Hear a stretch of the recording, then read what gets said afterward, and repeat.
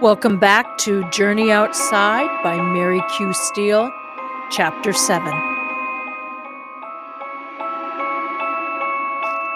Welcome back to Chapter 7 of the book called Journey Outside by Mary Q. Steele.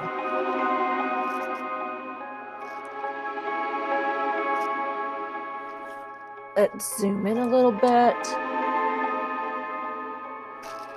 When he reached the pass, Dilar retrieved his cap from behind a rock where he had left it to give himself an excuse for returning. He put it on and stood looking up at the barricade. It would not be easy to climb, but he could do it.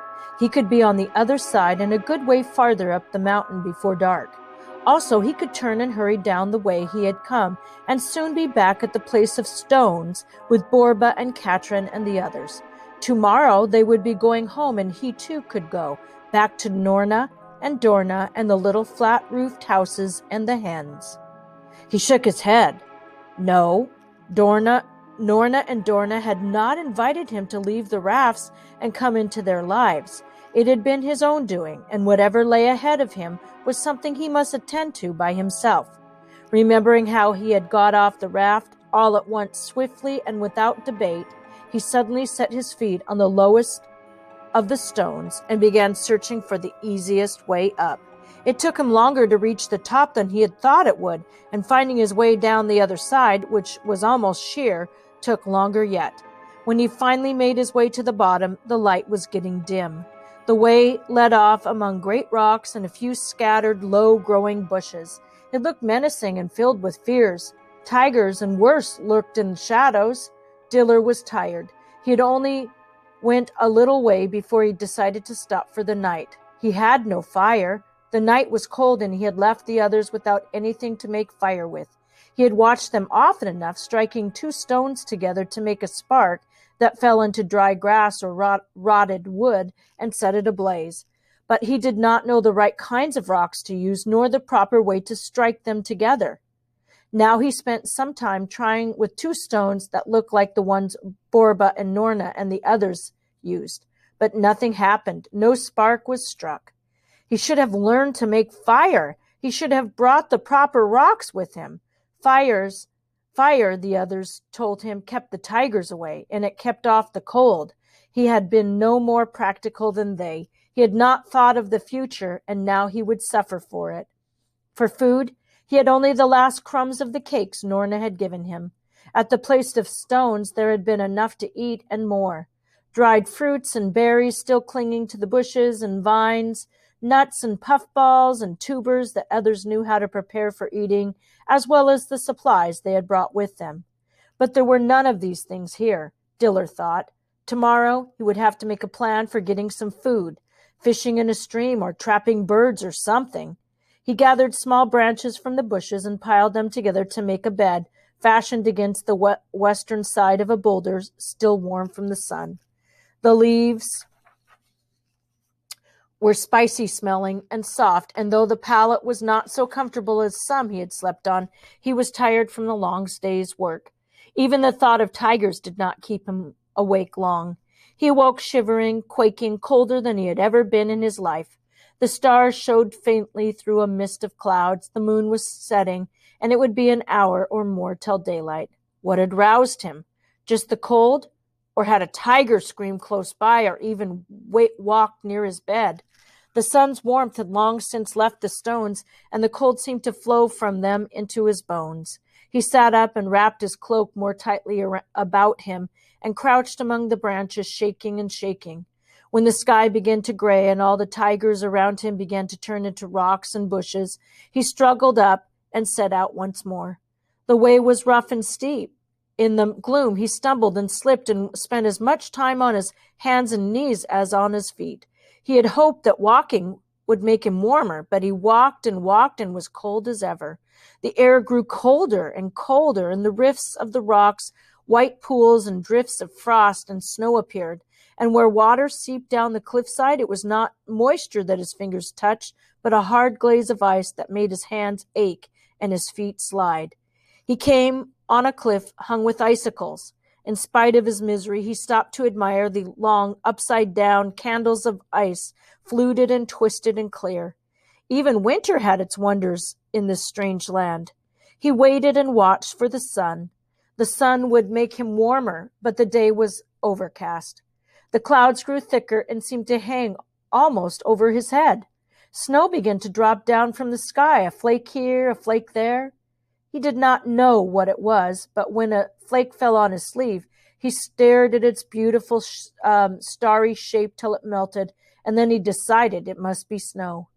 More and more of it fell. It began to pile up on the rocks around him, a thin layer of white on the stones like ashes on the hearth at Norna's house. He tried to hurry.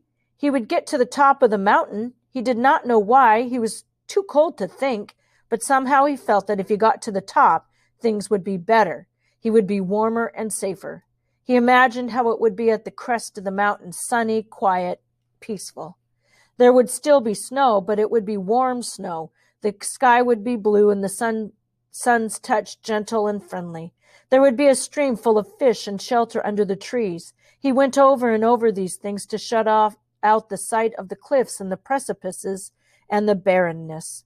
His heart thumped and fluttered in his chest. His breath came into his lungs like thrust of a dull knife. His hands and feet scrabbled frantically at the stones and the cliffside. But he was coming closer to his goal. He was coming nearer. Every step up meant he was coming closer, and at last he was there.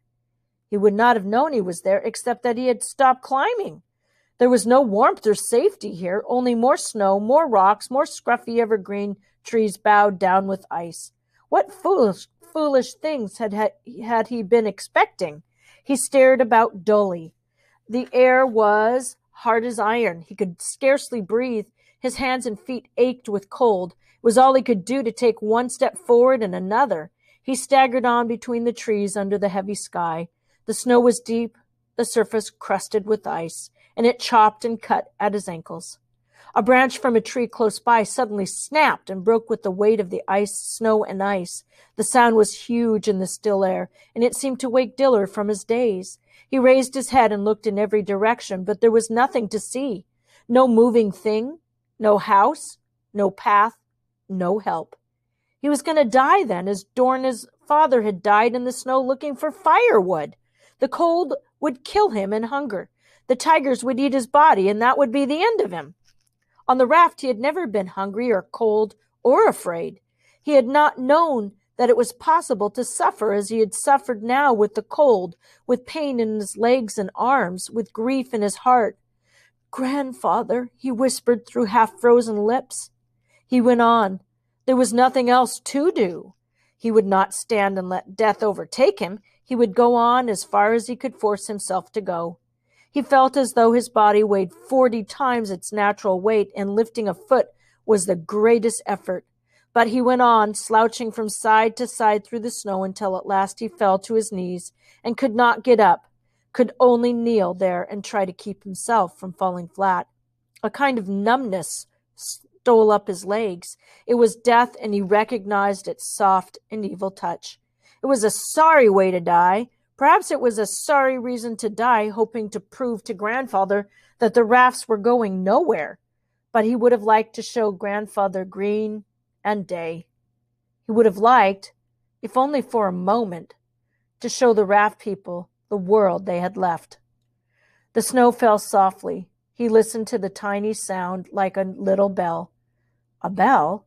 It was water falling. He knew that ring. It was the sweet dripping of moving water. If there was water running, then there was some place nearby where it was warmer, where he could perhaps find shelter. He started up and gazed around and saw the smoking stream running through the snow. He gasped and tried to struggle to his feet. He did not want to die. He wanted to get away from death and make it lose its hateful hold on his legs. He pushed himself erect and floundered over to the water's edge and dipped a finger into it. Warm! The water was warm to his touch. Why was it warm? He turned to follow it among the rocks, slipped and fell once more, but went forward on his knees, pulling himself along by his hands, crawling, creeping, wriggling through the snow. The rivulet issued from a shallow cave. The rocks around the entrance were bare of snow and ice, and there were even some tiny ferns and mosses growing in the crevices. Dilar crawled nearer, trembling and panting, and then staggering upright, and in a rush flung himself across the last stretch of snow and into the mouth of the cave. The air was so hot it almost pushed him out again. It felt thick and solid, and the smell was acrid. The rocks underneath him were warm. He hardly knew whether to believe it or not. How could there be in this place of frost and snow a little cave full of fire and heat? Perhaps he was out of his mind and making the whole thing up. Against the back of the cave, a spring rose among the rocks, seething and bubbling as hot water had boiled in one of Norna's pots. Dilar dared not go any nearer. It was so hot in the cave, and he was afraid. He stood just inside the entrance, feeling the warmth creep over him, and glad of it, but still afraid, still not quite believing it, not knowing what would happen next. His hands and feet began to prickle and tingle, and to ache most horribly. The pain increased quickly, and he wrung his hands and jumped up and down, groaning and grunting. It went on, and he fell down and writhed on the floor of the cave, yelling with pain.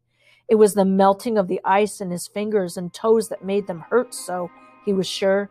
He rushed out into the snow and thrust his hands and feet into a drift, hoping to freeze them into numbness again.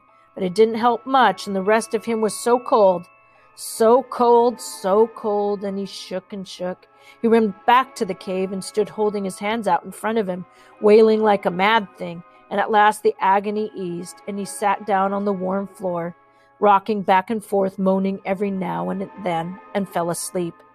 When he woke, he was confused, for he had been dreaming about the rafts, and here he was lying in darkness with the watchfire glowing red beside him. Then he got a whiff of a pungent smell, and he knew immediately where he was. Night had come, for there was only the strange glow from the spring. It was silent except for the spring's warm, bubbly chuckle and the high-voiced singing of the cold outside the cave. Dilar's hands stung and burned. He started to rub them together, but he did not. Something told him, suddenly, not to move, to lie as still as he could and breathe only the least breath he could breathe. Something was moving about in the cave, roaming around him, something big. He could smell its wild, wild smell as it came close. He could hear its rasping purr. He did not have to see it to know what it was. A tiger!